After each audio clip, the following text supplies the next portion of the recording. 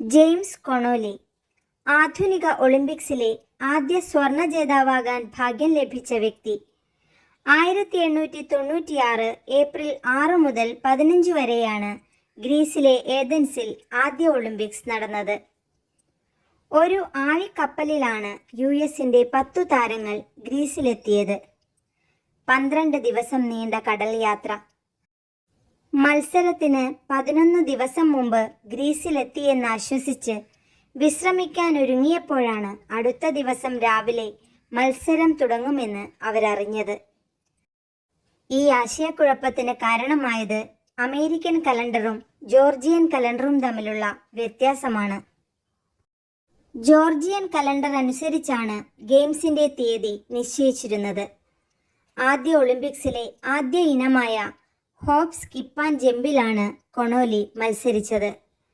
അതായത് ഇപ്പോഴത്തെ triple jump. മത്സരത്തിന് കൃത്യമായ രീതിയോ നിയമമോ ഒന്നും അന്നുണ്ടായിരുന്നില്ല. ഹോപ്പ്, സ്റ്റെപ്പ് ആൻഡ് ജമ്പ് എന്ന ക്രമത്തിൽ ചാടാനാണ് ഗ്രൗണ്ടിലെത്തിയതെങ്കിലും ആ സമയത്ത് 2 ഹോപ്പും പിന്നെ ജമ്പും നടത്താൻ അദ്ദേഹത്തിന് തോന്നി. സ്കൂൾ കാലത്തിന് ശേഷം ഒരിക്കൽ പോലും ഞാനങ്ങനെ ചാടിയിരുന്നില്ലെന്ന് പിന്നീട് കൊണോലി പറഞ്ഞു. 13.71 മീറ്റർ ചാടി കൊണോലി ജേതാവായി. ഫ്രാൻസിന്റെ അലക്സാണ്ട്രെ തുഫേരി 12.7 മീറ്റർ ചാടി വെള്ളിയും ഗ്രീസിന്റെ ലോവാനിസ് പെർസാക്കിസ് 12.52 മീറ്റർ ചാടി വെങ്കലവും നേടി.